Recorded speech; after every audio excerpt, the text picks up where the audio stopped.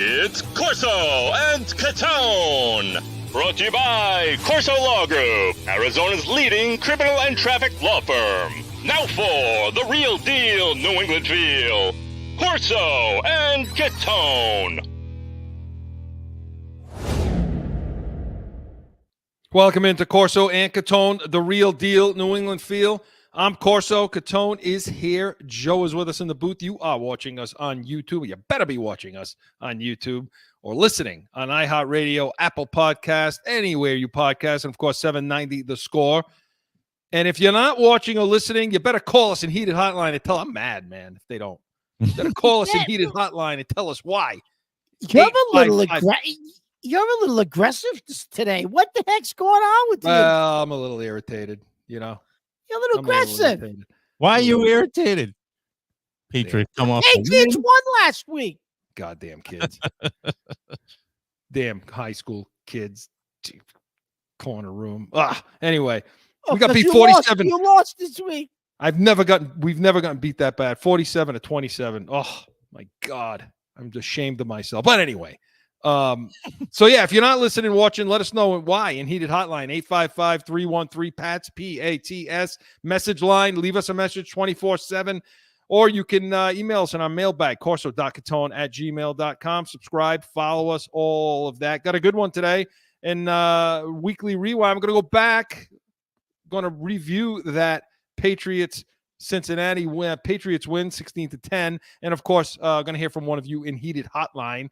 And, of course, Catone's comments. You never want to miss that. Who knows what the hell he's going to talk about today, so stick around for that. And it's getting to the end, so Yankees versus Red Sox, gentlemen. Yeah. Hey. Listen, I'm happy. We actually won last week. I picked against them. We won. I'm ready for week 2, our home opener this week. I'm excited for tomorrow. Should I do it now? Should I gloat now or tomorrow on the Pats Nation? Oh, you can hold off one more day. Do it tomorrow. I don't want to hear you today. Okay. Well, then let's just talk about the game. We're going to do it in Weekly Rewind, Joe. We're going to do it now.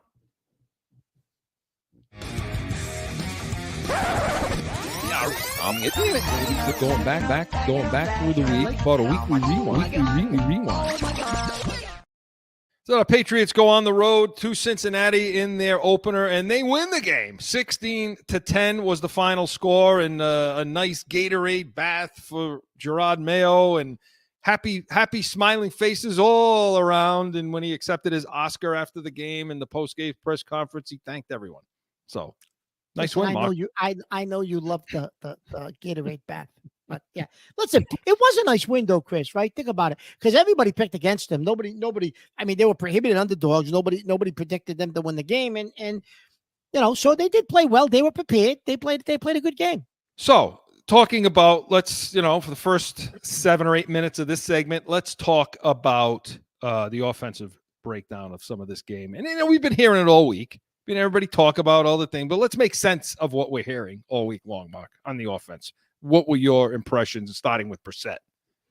So, Chris, Brissett did what he was supposed to do. No turnovers. Played within himself. If something wasn't there, he either threw the ball away or ran with the ball, got out of the pocket, ran with the ball.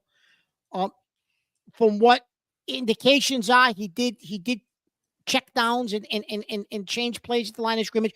Not enough for your liking. I know you're going to get to that because I heard it from you during the game.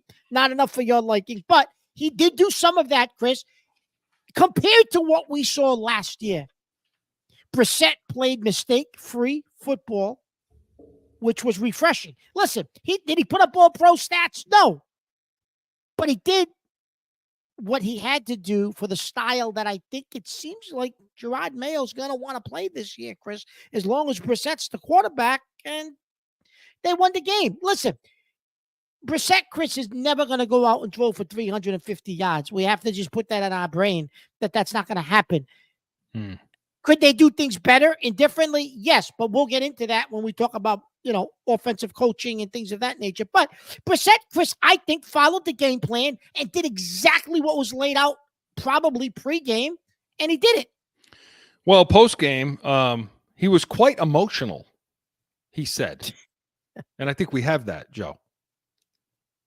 I think I cried 3 times before the game. I cried when I got to the stadium, cried when Mayo came up to me and before the game, and he like started laughing. He's like, "Man, you're about to win us this game. You're about to ball out." And I had never heard that from a coach. You know what I mean? And that meant a lot to me. And then I cried when I got out there. You didn't hear that from Bill? We're going out there on offense, but my emotions were definitely high. You know what I mean? It's definitely a moment that I just can't take it for granted. These things don't come by often. And like I said, I don't take it for granted. You're such a smart ass, though, aren't you? Huh?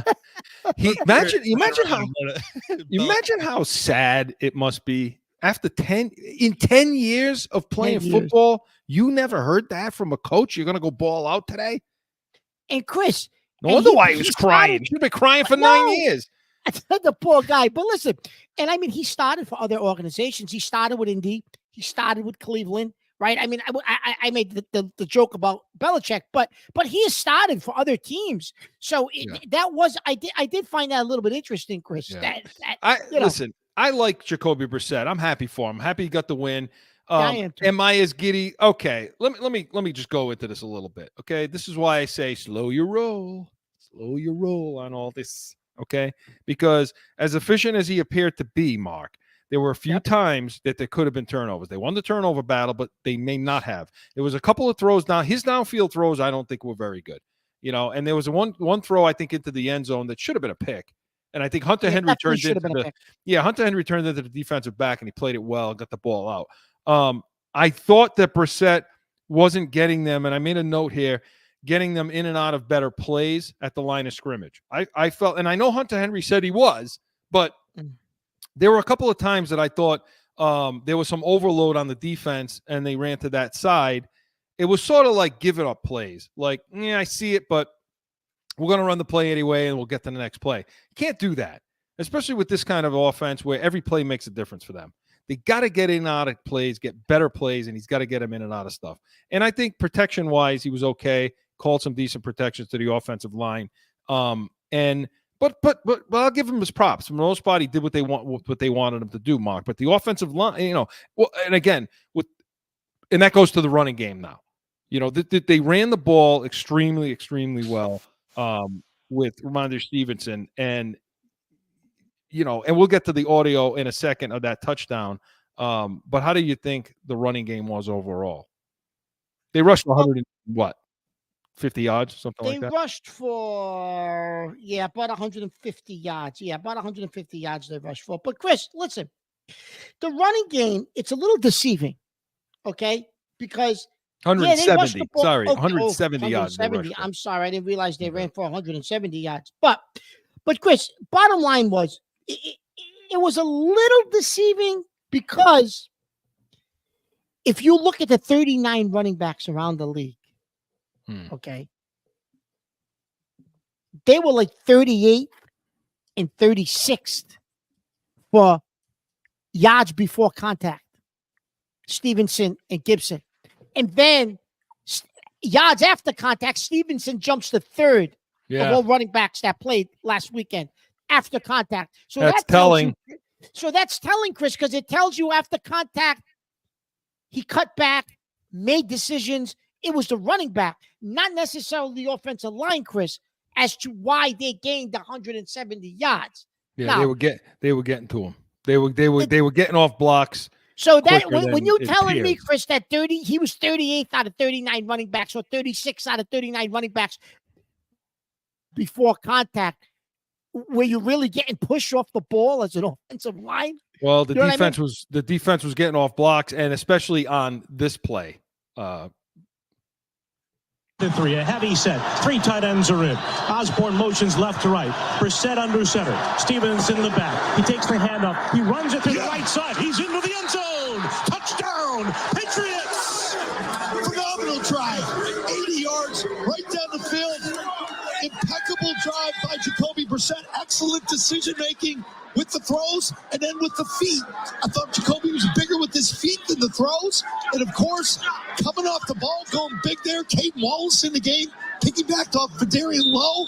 And he, again, run that counter between the tackles. And Ramondre takes it in. That's big. How about Van Pelt? Huh? Alex Van Pelt. Woo. I challenged Ramondre in the spring. I said, look, you don't get a lot of love, a lot of hype, but I've always believed that he's one of the best running backs in the league. And, you know, when we signed him to the extension, there was no one more happy than me because I know what he's capable of, and he showed that today.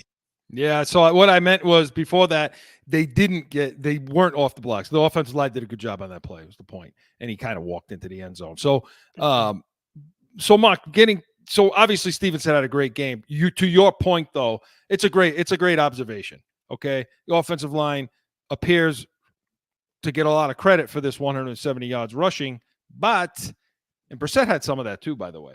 Brissett had 32 yards rushing. So Brissett absolutely did. He ran pretty well in that situation. And we mentioned that when we talked about him a little bit. But he was able to get in and out of the pocket, saw it, tucked it, quick decision to go. Boom, go, get the first down. So we'll look for more of that out of him. But the offensive line, Mark, I still think I want to give him their props for the running game. On that touchdown, Chris, Scott Zolak, obviously, who does the Pats game, was with yeah, and that of course was on 790 to score. Yep. Yeah, yeah. But he says they were in a heavy formation. Yeah. So what is that? I know they had Wallace on the outside but was that like 13 personnel? What is that? No, it's 12 with another. It's two tight ends with an extra wide. You just want to break beans. That's what you want to do right now. No, it's two tight ends, but it's got an extra lineman out there. They call it a heavy package or a unbalanced, where you're basically saying, we're coming at you right now. And they did a good job. And so for the most part, I thought the offensive line was really good in the run game. They were. I mean, you got to give them some credit for that 170. But looking at and they slid to a lot of blocks. Chris, they did a decent job in pass protection at times, I thought, right? Well, I mean, Jacoby Brissett got hit 7 times, I want to say. He got sacked once, but I think there was 7. I want to say 7 quarterback hits in this. Yeah, 7. He was hit 7 times, Mark. That's a lot. And one of them, Chris, it looked like he got shaken up. Remember, we were like, uh-oh. It took him a couple of minutes. It took him a few seconds to get off the ground. That was the only time I saw the interior of the line with a problem. That was the only time. So, the edges, the edges were the issue. Core 4 was a problem. He got benched after 13 plays. Thank God he's a stiff anyway. I don't think you're going to see him, Chris, for quite a while, unless there's injuries. No. I don't think you're going to see him anymore. No, we're not doing Sunday stiff today because it's him. He's the Sunday stiff. He's the Sunday stiff this week. That's who he is. So offensively, and we'll get into more of it tomorrow on the Pats Nation. But I think offensively, did what they wanted. They controlled the clock. They got the lead, but unfortunately, that I don't know if that's sustainable, and that's only going to have to. You can only play that way with a lead, and so going to have to hope they get the lead tomorrow against Seattle. But Mark, switching over to the defense now and special teams. Now what was your key to victory? I said you need to be +2 or 3 with the turnovers, right? I said if you're +2 or 3, you can beat this team. And lo and behold, they're +2. And technically, if you want to call the 4th down another takeaway, 4th and 2 when they stop them, okay, maybe you're +3. But on paper, you're +2.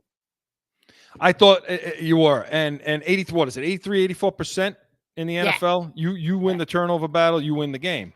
And you mentioned that last week when I said they needed to be +2 or 3, and you said, well, if they do that, it's over an 80% chance of winning the game. And you were right. Of course, I mentioned it. Pearls you get from me. My pearls. What pearls? Wisdom. Please. Okay, pearls of wisdom, jerk. So, but look, one of the things I noticed with the defense, the tackling was great. I mean, especially in the open field. You didn't see a lot of run. To talk about your point to run after contact, where Stevenson went all the way up to 3. You didn't see that on the other side because there was a lot of good tackling at the line of scrimmage, and there was great tackling in the open field. Talking about Jonathan Jones coming up and making that tackle where he came up like a bullet, but then he gathered so that it didn't just fly by him like you see a lot of defensive backs do. I love that. Oh, you love that. Yeah. And I thought there was an aggressiveness to them yesterday that it was almost like they played almost, free and not worried about making mistakes, and that they had an aggressiveness, and it was almost as if, Chris, they were playing faster than they've played last year on the defensive side of the ball, even though a lot of the personnel is technically the same. And I'm wondering, Chris, if that has to do with mindset, because they don't have to worry about getting themselves embarrassed or chewed out in a film room by the old GOAT if they make a mistake on a read or they're overly aggressive and they don't hold their spot, because you know him, you're going to hold your spot. If you know what I mean? So it was almost like they had a different mindset and they were relaxed and knew, listen, here's the game plan. Let's go out, execute it. Let's play fast. Let's do what we're going to do. And if we make a mistake, we make a mistake. And you know what I mean? Yeah, I mean, I think coaching wise, am I overthinking that? No, you're not. I mean, and we're going to talk about this on the other side in some of the coaching. We continue Weekly Rewind, but I will just say that you could see the preparation was different. You could see the conditioning come through. You could see how Mayo, while we gave him a lot of clown comments in the preseason, he did work them. He did condition them. He worked them, and it showed up, especially on the defensive side of the ball, where Cincinnati was just not prepared to play at all. So, let's temper it, because, as you say, they were playing against who on the offense? The little sisters of the poor in week 1. Right. And so, you're playing against some 3s and some 4s, but they dominated and they did what they needed to do. They only Chris, you were playing against 4 and 5 receivers at times. Right. And I'll give Bentley his due. I mean, he had 12 tackles, a lot of run blitzes. I saw some run blitzes in there where and again, the tackling was good, all of that. Now you mentioned that the little sisters are poor. You mentioned 3s and 4s. Talk about the receivers now that were playing for Cincinnati. You had no Higgins. You had Chase, sort of, and the rookie was out. Yeah, they benched him because he slept in meetings, and so that's becoming a train wreck over there that's in becoming a train wreck, Chris. It's not going to be as good of a win at the end of the year, you said to me during the game. I don't think it will be, because I think Cincinnati is going to be a team that wins maybe 6 games, 7 at most. It depends from what I saw on Sunday. But listen, despite that, Chris, Covington, I think, did a good job with this defense, Chris, because we're talking about the receivers. I get that they had a lot of receivers that were out. Chase, isn't Chase yet. But Chris, he had a great scheme. He disguised a lot in that secondary. They played a lot of cover 2, but it didn't look like it was cover 2, Chris. And you didn't hear that. You heard this week how great the defensive backs played and how the middle played, but you didn't hear really why. Mark's giving you the why now. Right, Chris? They were playing a lot of man, right? They looked like they were playing man, but they weren't. They were dropping out of it with the high safety, but they were dropping out of it and going into cover 2. It looked like cover 1. It looked like a single high safety, and 60% of the time they went into zone. 40% it was man. And Mark's right. Yeah, that it was good disguise, good safety play in that regard. And I'll say good corner play too. Again, I thought the offside corner, dealing with Wilson, I didn't, some of these guys didn't have some too great.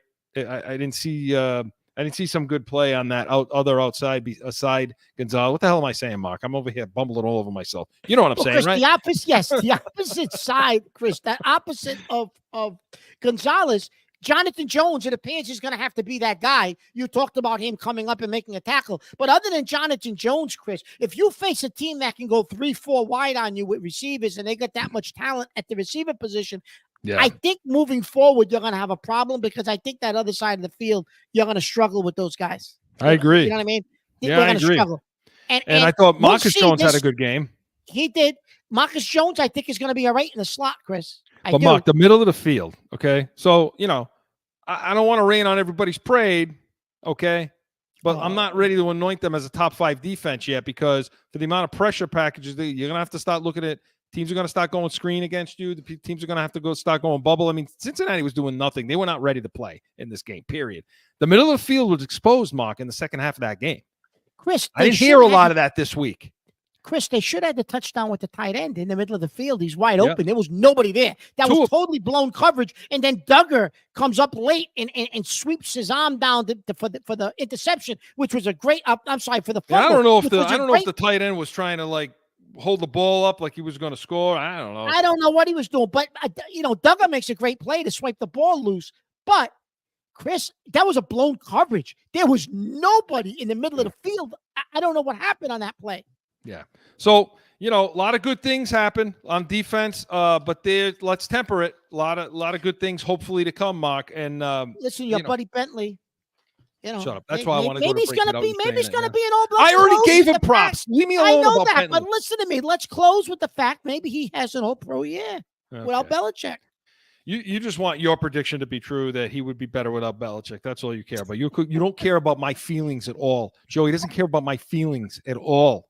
Not at all. Here we go. Care about my feelings, This portion of Weekly Rewind was presented by CORSO Law Group, CORSOLawGroup.com. Maybe we come back on to continue with our rewind, and we're going to talk coaching a little bit. All that and more. Stick around. No one ever thinks they will be in need of a criminal or traffic lawyer, but things happen. CORSO Law Group is Arizona's leading criminal and traffic law firm. Their 20-plus years experience and attention to detail has helped thousands of people who found themselves in a situation in Arizona. Whether it's a traffic ticket or more serious issue, talk with these expert attorneys. CORSOLawGroup.com. Back in with more Corso and Catone, the real deal New England feel. All right, we're going to stay in Weekly Rewind here, Mark. And just as a footnote, I just want to put a footnote in. We didn't talk about it as an extension of the defense. Special teams played great, Mark. Oh, they did. They definitely did. The kicking game was good. The field goal kicking was good. They forced a fumble, right? Yeah. Tavai and Cardona forced a fumble. Absolutely. Good job. Yeah. Good job on special teams. Good job. So talking about the coaching this week, obviously Mayo gets his first win as the head coach of the Patriots. As much got as the game ball for Mr. Kraft. Got the game ball, got the Gatorade bath, and he had this to say in the post game. Waiting for this day for quite a while, obviously. What was your day like, and what was it like to walk off that field and go into that locker room with a win? Yeah, the day started off solid. Just like any other day. Walking off the field, though, really getting like any other day. Just kind of feel a rush over yourself. And I'm going to enjoy this one here for the next couple of hours. But truth be told, it's what have you done for me lately type of business. So time to turn the page. I'm not trying to rain on anyone's parade, but turn the page and get ready for the next game. You ain't raining on my parade, Gerard. I'm ready to turn the page. Move on. What have you done for me lately, Mayo? What is that about? They won week 1. It's the home opener this week. Come on. Show them a little love. He then went on. Beautiful weather weekend. Let's go. He then went on to thank the Academy for the Oscar and, his producers and directors. You wanted to be like Will Smith. You wanted to get up and slap him in the face like Chris Rock. That's a terrible thing to say, Mark. Joe, he doesn't care about anybody's feelings. I'm all about the feelings tonight. Apparently. Today. Listen, you're making fun of the poor man. I want to thank the Academy. You're gonna be respectful like me. Well, so with that being said, okay, on that note, no, we give him his props. Good job. Congratulations to Mayo. Yes. And all of that. Yeah, I'm not a fan of the Gatorade bath, whatever. But we do give him his props. And looking at the game, and breaking down some. And by the way, if you want more analysis, more detail of some of the general things we're talking about, tune into the Pats Nation tomorrow, because we will have a lot more discussion about what they need to do for the Seattle game tomorrow, but also what went on in this game. So, overall game from Mayo, what'd you see? Chris, I thought they were prepared. I thought they had a game plan. I thought they knew what they wanted to do. They executed it. He was calm. You didn't see a lot of false starts. You didn't see a lot of penalties. They were prepared to play a football game, Chris, more so than I think we thought they would be. They cleaned up a lot of the mistakes that we saw in the preseason. There was a calm demeanor on the sideline. and I'm going to say something to you, Chris. The team took on, I think, that persona from Mayo and the rest of the coaching staff this week. It was almost like there was a confidence and a calmness, and we're going to follow the game plan. We're going to execute it. Everyone's going to do their job, and we're ready to go. And they did it, Chris. And even, he had a calmness to him, I thought. I know Brissett cried 3 times before the game started, but I think the coaching staff, Chris, defensively, special teams. I know Cincinnati was not ready to play, so we do got to slow our roll. But I was impressed for the type of game it was. With what I saw, Chris. I was a little nervous. When the first play of the game was an offsides of procedure penalty on the kickoff, I'm like, here we go. Here we go. But it turned out to be a clean game. Yeah, Chris, I mean, they had 5 penalties. They had 5 penalties. But not, nothing.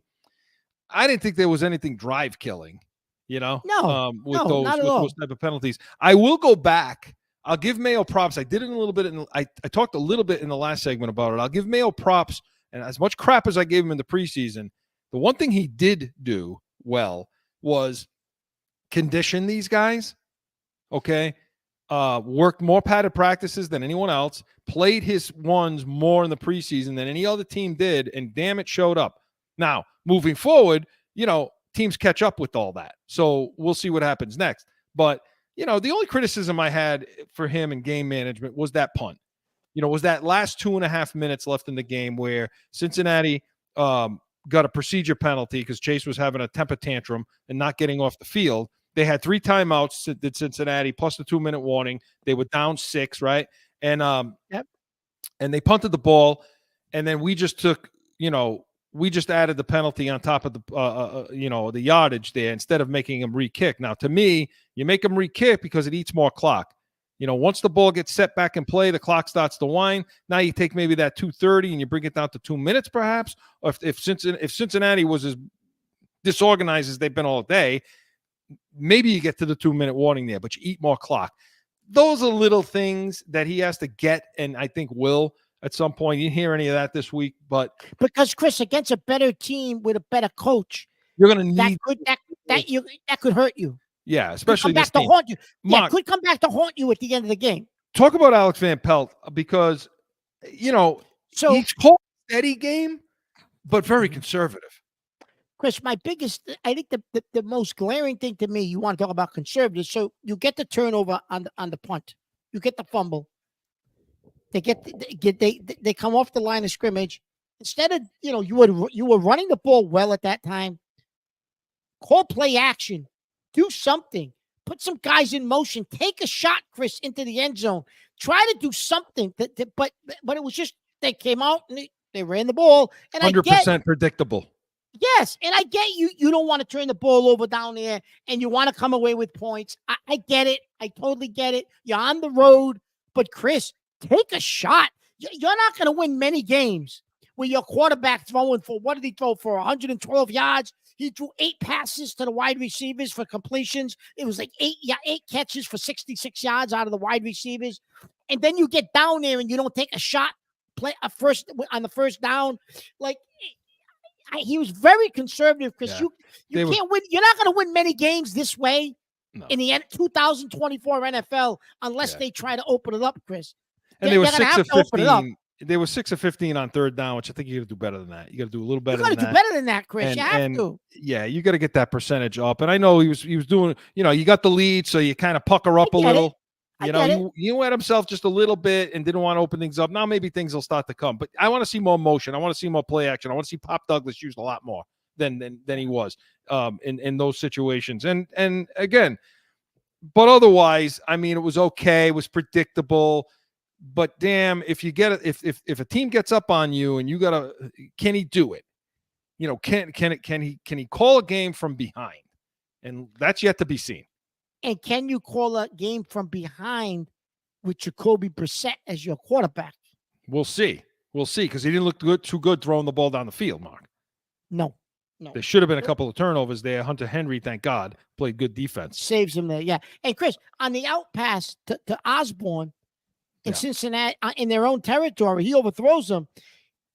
If the corner was positioned where he should have been on that overthrow, that's probably a pick six. Yeah. Which nobody even mentioned that. They just said, "Oh, he overthrew the receiver." Yeah. If the corner is in the right position, that's a pick six. Yeah, and so maybe that's a reason why he didn't want to go down the field more. I don't know. Let's see. I don't know. And just real quick, defensively, I thought Covington had a good game. Very aggressive. Now you have to be careful now moving forward. You got to be careful about seeing screens, bubbles, things that take away that aggressiveness. But I thought Covington had a pretty solid game. I thought they played. So overall, the team played behind the coach. They were excited. They were happy to play. Kind of some things we haven't seen in a while. So yeah. All in all, Chris, you know who played well? The safeties. Who's the safeties coach? Me. No. Belichick. Belichick. The kid Belichick. Belichick's son, right? Yeah. Yeah, right. They did well. They did well. So listen, let's see what happens against Seattle tomorrow. But Weekly Rewind was presented by the Pats Nation. Sundays, 8 to 9 a.m. Eastern. Tune in tomorrow. You're going to hear all the pregame. You're going to hear our analysis and what they need to do against Seattle. But hey, when we come back, going to hear from one of you in the nation in Heated Hotline. No flipping.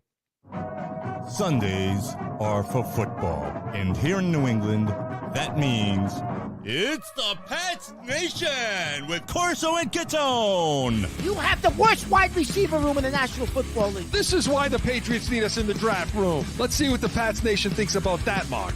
Starting June 30th, Sundays, 8 to 9 a.m. on 790 The Score.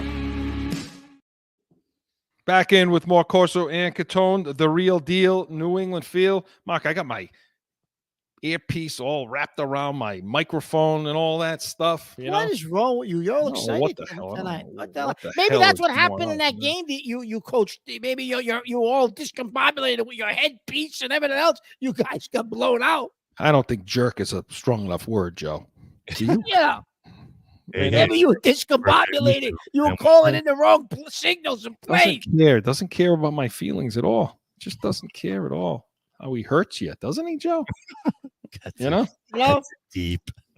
Well, we care about everyone out in the nation, and we want to hear from one of you in Heated Hotline, and we're going to do it now.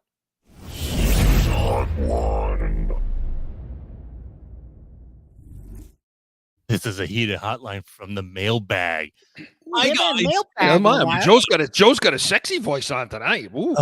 All right, I'll do a sexy voice. So this is from our Heated Hotline mailbag. Hi guys, it's Dan from East Providence.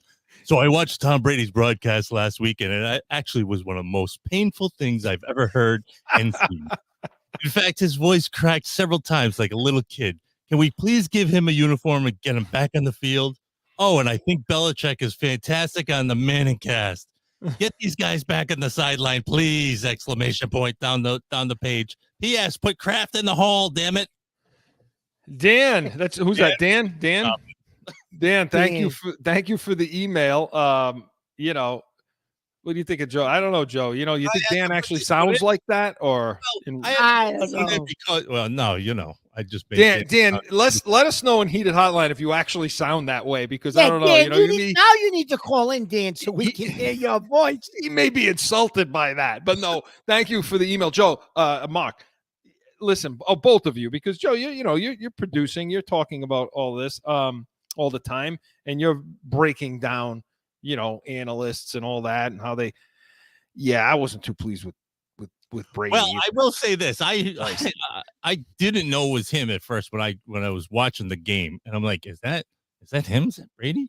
You really are on another planet. Well, I tuned in late, but then I'm like, then I saw this email. I was like, oh, fantastic! We're gonna talk about it because I wanted to get you guys' opinion, anyways.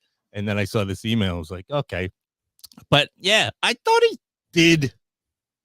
I definitely could read and hear first timer up there. Even though he does this podcast and such, I definitely heard that. But he's breaking down the plays. He's doing what he does. You know what I mean? That's the cool part about, I think, being able to hear him now is when you get somebody like Tony Romo. I actually like Tony Romo's kind of action on the gameplay, he gives a little more insight as a but you also kind of get that feeling like, oh, that's why you didn't really win as much from him. But this time around, getting this from Brady, that side of it, from the quarterback's perspective, I think a little more.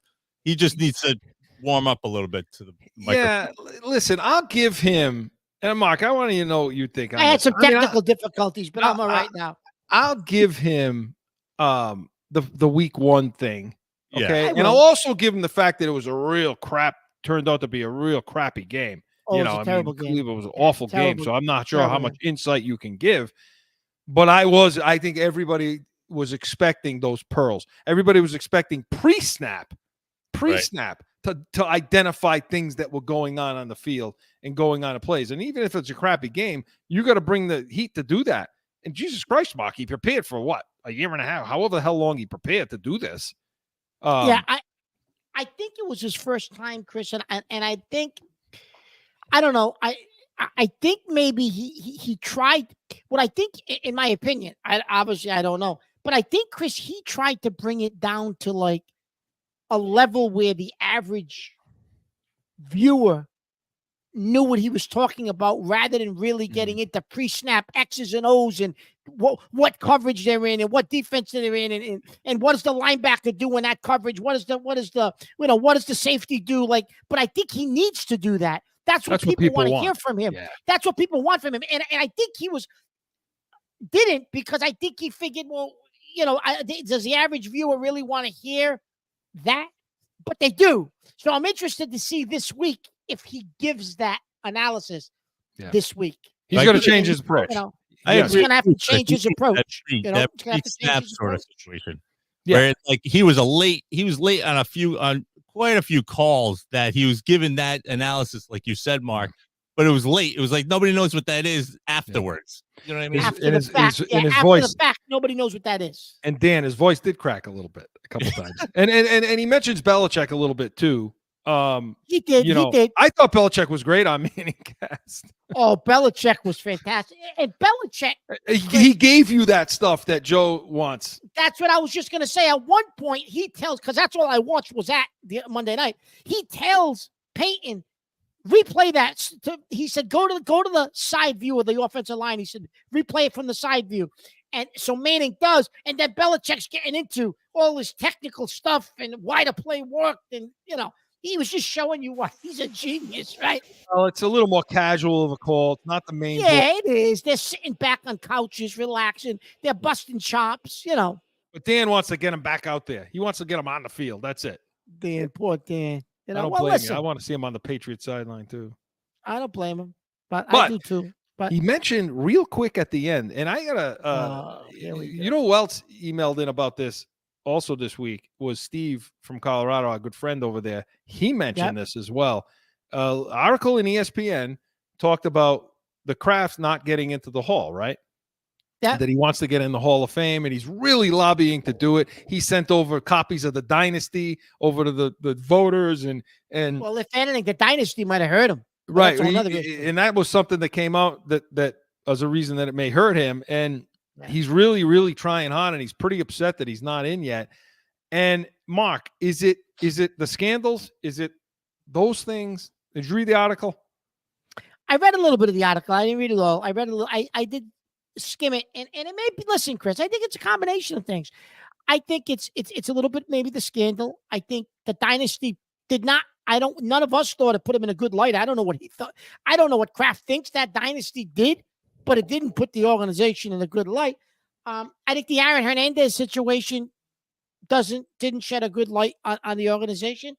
And Chris, listen, people, like it or not, at the end of this dynasty, were sick of the Patriots, of Belichick, of Brady, of Kraft. And listen, right now the Chiefs are everybody's darlings, but let them three-peat. Well, but it's starting to happen though with them, right? And if they three-peat, watch how quickly now it flips. Yeah, because people are going to have enough of Kelsey with the Swifties and all this nonsense. People are going to have enough of that, and that'll, you know what I mean. But so I think it's a combination of things with Kraft, as to why he's not getting into the Hall. And I But honestly Chris, think Jerry Jones is in. Yeah. Come on, you put Jerry Jones in? Well, see, the But thing not is, Kraft?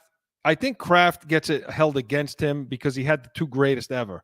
And so basically, it's like you hit the lottery with those two guys. And so, is it really anything you're doing? Plus, he doesn't spend any money. You know, he didn't ever really surround those teams with high end guys. You know, and really put himself out there to do it. He had the two best that ever did it, and that's held against him too. It is, but Chris, Jerry Jones, high as Jimmy Johnson, they get a historic haul for Herschel Walker, and all of a sudden they draft Michael Irvin, Troy Aikman, and Emmitt Smith, and the rest is history. And they bring in Jimmy Johnson. Other than that brief stretch, 5-6 year stretch, what the hell has Jerry Jones done with the Cowboys? Nothing. Yeah, no, they haven't been. And that's what people are starting to wonder. Why not Kraft? What the hell is happening? That's why Dan's saying put him in the hall. So, you know, I mean, Dan, I agree with you, Dan. Yeah, I think he deserves to be in there too. I do, you know. Listen, if Jerry Jones wasn't in there, Chris, maybe you could say, well, but listen, the fact that you actually put Jerry Jones in is now what makes the league look like, what are you kidding me? How's Kraft not in then? That's crazy. This year may be the year because they've changed things up a little bit and they created different categories. So this may be the year that it happens. They vote in October, so we'll see what happens. But thank you, Dan, for that email. Heated Hotline was presented by Corso Law Group, CorsoLawGroup.com. Hey, we come back. Let's hope his technical issues are fixed because Catone's comments is next. No one ever thinks they'll be in need of a criminal or traffic lawyer, but things happen. Whether it's a traffic ticket or more serious issue, go to CorsoLawGroup.com and talk with these expert attorneys. Time for Catone's.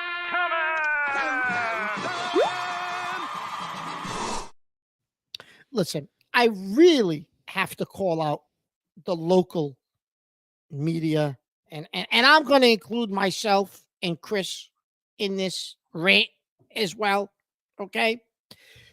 All we heard... Speak for yourself. Don't speak for me. Listen, I'm including you and me in this, so shut your mic and listen.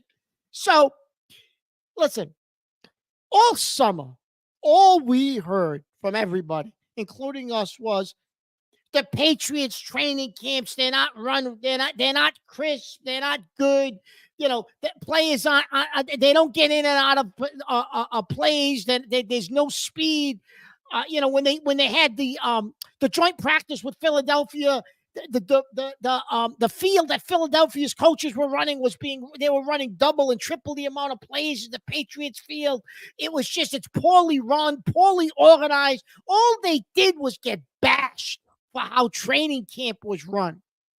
That's all we heard the entire summer. Now, all of a sudden, week one, you win. Gerard ran a tough physical camp. They tackled. They were doing things in camp that other teams weren't doing. They were running the hills. They played their starters more in preseason games than anybody else. Now, all of a sudden, they're giving him props for all the things he did during training camp. Well, you can't have it both ways. Either the training camp sucked or it was good. Which was it? Because all summer we heard it was terrible. Now all of a sudden they win the first game and you get all these little pearls of wisdom, like Chris likes to say, the pearls. Now you get all these different things coming out about how good training camp was run. You know what? I'm so sick of this nonsense, jumping on bandwagons, off of bandwagons. Listen, you can't have it both ways. And Chris and I bashed them all summer as well. We did. But, and we take credit for bashing them. But listen, they obviously were prepared. We bashed the entire coaching staff. Listen, this coaching staff was prepared Sunday. Defensively, Covington had a great game plan for them. Offensively, could he have done more? Was he conservative, Van Pelt? Yes, but Brissett was prepared. They had a plan. They took the lead, and they hit the gas pedal on that plan and really stuck to what they wanted to do. Listen, they played Bill Belichick football, but they did it for Gerard Mayo. All three phases won the game for them. They played defense. They played with a below-average quarterback, which Belichick said, if you play great in all three phases, I don't need Tom Brady to win. Well, guess what, Bill? They did that Sunday. They took your formula and they did it with Gerard Mayo. How crazy is that? Okay, so maybe, listen, I know it's the first week of the season, but this man's been bashed and bashed and bashed. And I have to just pump the brakes a little bit now and say, hey, look, I was one of those guys who did the bashing, but let's see what happens the rest of the season. Maybe they end up 1-16 and we bashed him again. But right now, the man seems like he has a plan. He knows what he's doing. He's respected. He's respected in the locker room. And guess what? We said, Bill wouldn't have done it like that. Bill wouldn't have done it like that. Guess what? He's doing it Bill's way, but he's got a spin on it because he's doing it in a professional way where he respects players and players respect him. And he's having conversations with players like he had with Brissett pregame that makes Brissett, shed a few tears. But the point is, he's implementing Belichick's style of game plan, and he's doing what he learned all those years from Bill, but he's just putting his spin on it and doing it in a different way. So guess what? Things aren't much different than Belichick. It doesn't seem like all three phases, special teams, offense, defense, mistake-free football, don't turn the ball over. All of those things we heard Belichick preach for over 30 years. That's what Mayo did on Sunday. The last thing I'm going to mention is Chris and I were talking last week, but do these guys really know what they're doing with Drake May? How are they going to prepare Drake May to be ready week 1? Because, you're not going to get many reps running scout team because 95% of the snaps are going to go to the starter in preparation for the following week. Well, guess what? This week it comes out, Drake May is getting 30% with the ones to prepare each week. So, yeah, Brissett's a veteran. Brissett's getting a lot of the 70% of the snaps. But in almost 99% of the other teams around the league, the starter gets 95% of the snaps leading up to game day. May is getting 30% of the snaps with the ones as the backup.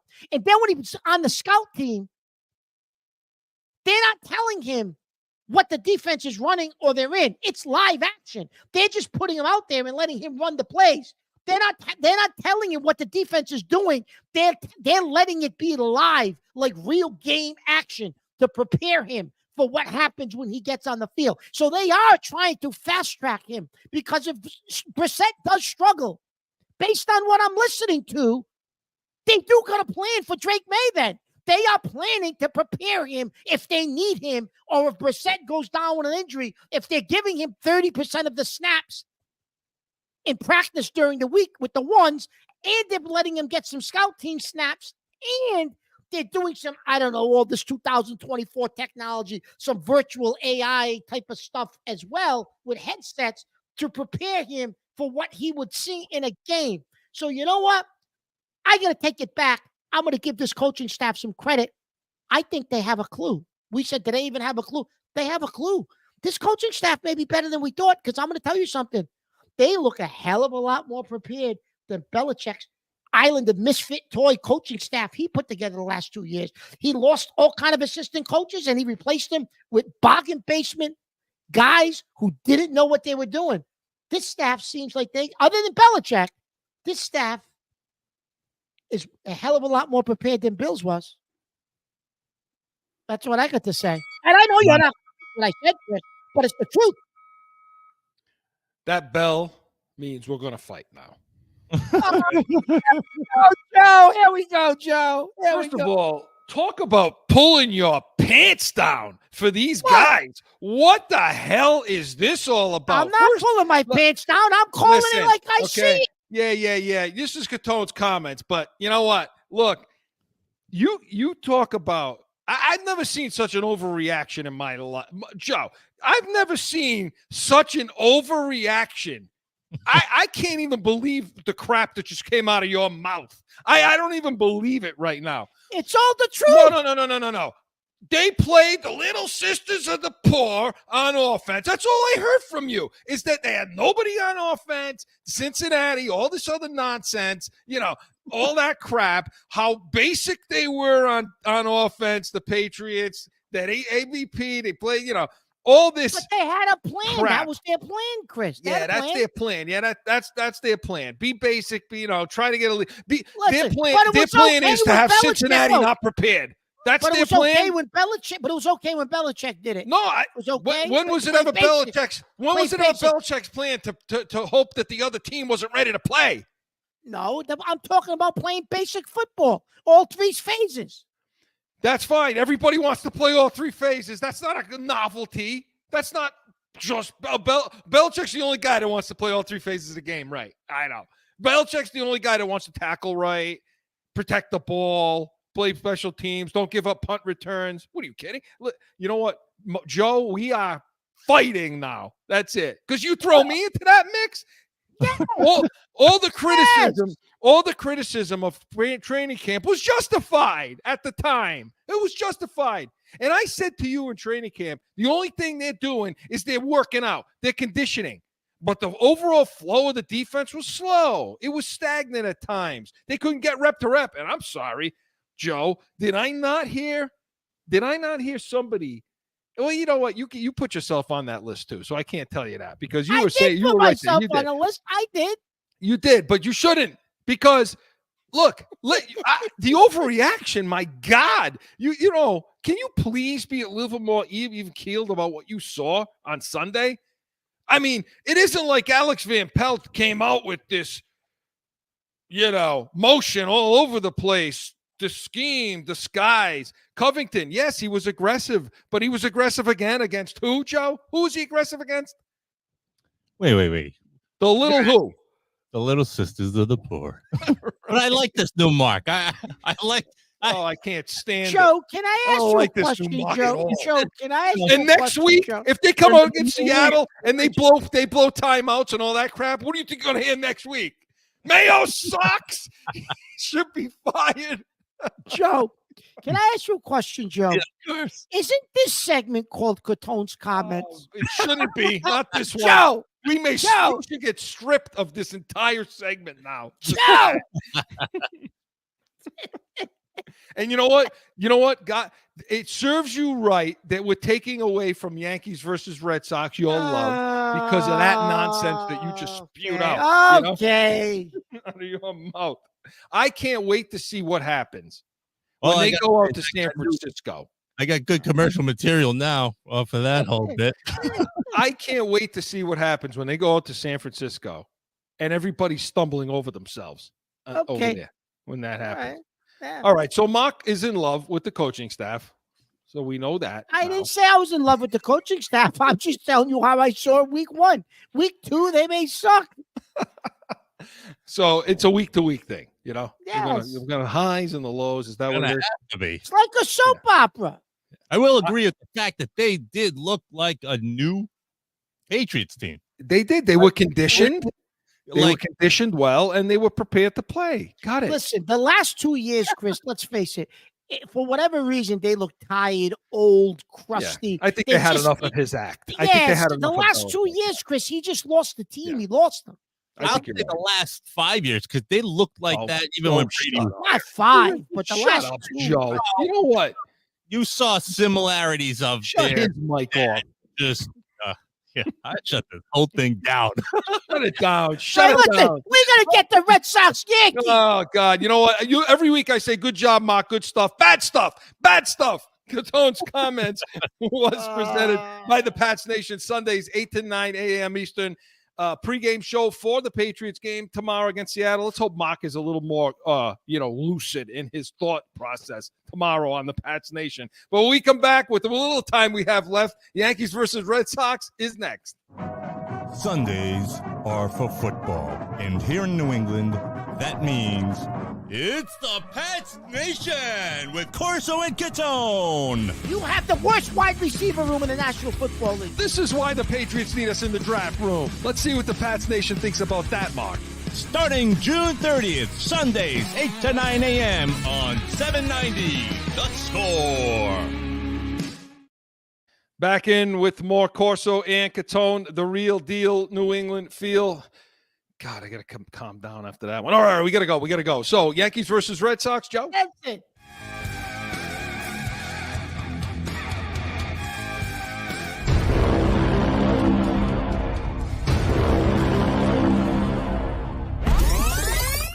All right, Mark. So here we go. We're down to what? The last 15 games or so? Last 15 games or so. Red Sox are still 4 games out of the wild card. They're chasing a couple of different. They're tied with Seattle. They're chasing.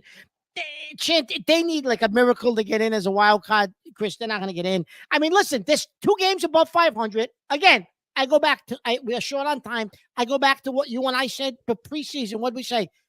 500 team. 500 team. 80, maybe. 81, 82 wins. You know? We said maybe things break their way. What did we say? 85, right? Yeah, if it's 84, 85 wins, maybe. Yeah, so we're right on track with what we thought. We thought Alex Cora would have them play 500 baseball, maybe a little above that, even though they don't have the talent to even be a 500 baseball team. I think, they got to give kudos to Cora for having this team where they are. All the things we talked about during the season still come up, Chris. Bad fielding. Defense is terrible. The pitching staff for the Red Sox started to fade down the stretch, and it's spotty. The starting pitching is spotty. The bullpen is not good. And the Yankees. Just real quick on the Red Sox. You can throw coaching on top of that now, because for as much love as we gave Cora on Sunday, they don't want to go to the closer to win that game. That's true. And he's surprised they're still in it. He's given up. They've given up. Yeah, they did. He gave up, and they gave up. And you know what, Chris? I'm shocked he signed a 3-year contract extension. Considering you're right, it seems like he's now given up. So why did you stay here? Why didn't you just leave? Try to win. The only chance they have is to peel off, say, 4 or 5 in a row. That's it. Yeah. So go to the Yankees now. Yankees, Chris. Going into and they're playing this whole weekend. We're filming on. We're taping on Thursday, and they're starting this. This is the weekend where this is the weekend. The Yankees, Chris, moved back ahead of the Orioles by a game and a half, 2 games or so. Thanks to Boston. So I think the Yankees and the Orioles are going to go down to the wire. Those 2 teams are going to go down to the wire on who's going to win the division. And let me tell you something, Chris. The Yankees need to win the division, because they'll have enough wins where they probably won't be in the wild card spot. The Yankees have to avoid the wild card, Chris, because their starting pitching is getting better, but the bullpen, they've gotten a couple of guys back from injury. They got Ian Hamilton back. They got a couple of guys back, but the bullpen is still shaky. I don't have any faith at all in the closer, Holmes. They're going to have to figure that out. Maybe you're going to do closer by committee in the playoffs. I don't know if you can just trust him, Chris. They brought up the rookie Dominguez, finally, Jason Dominguez, for the stretch drive, and I'm assuming playoffs. He'll rotate with Verdugo and playing DH. But the Yankees are the Yankees, Chris. If they're going to win, they're going to have that lineup's going to have to get hot in the playoffs, because I don't know if you're going to see the Yankees win 2-1, 3-2 games, Chris. They're going to have to hit. Judge tailed off with the power, with the home runs the last 2 weeks. He hasn't, I think he's hit 1. So he's going to have to heat up for the playoffs, Chris. His average has dropped about 12% in the last week, 13% in the last week. So Yankees, yes, they jumped ahead of Baltimore, but they scare me, Chris, because they go up and down, and they scare me. They're one and done. That's it. Okay. They're 1 and done. Right. In my 10 seconds. 1 and done. All right. In my 10 seconds that you left me, they're 1 and done. Oh, what do you care? I'm still mad at you. After what you did to me, I did to you. You know what? We got to go. That's it. We're done. I quit. It's over. Corso and Catone was presented by the Pats Nation Sundays, 8 to 9 a.m. Eastern. It's going to be the pregame. It's going to be the first pregame show for the Patriots game, and maybe Mark won't even be there tomorrow. We'll see. I don't know. We'll see what happens. But make sure you get on, listen, follow us. Hey, come back next Saturday. We're going to have our recap of the Seahawks game and so much more. We are Corso and Catone, the real deal New England feel. See you next Saturday. Now by Corso and Catone on AM 790, The Score, iHeartRadio, iTunes, wherever you podcast. or subscribe to the YouTube channel and catch the chaos every Saturday at noon.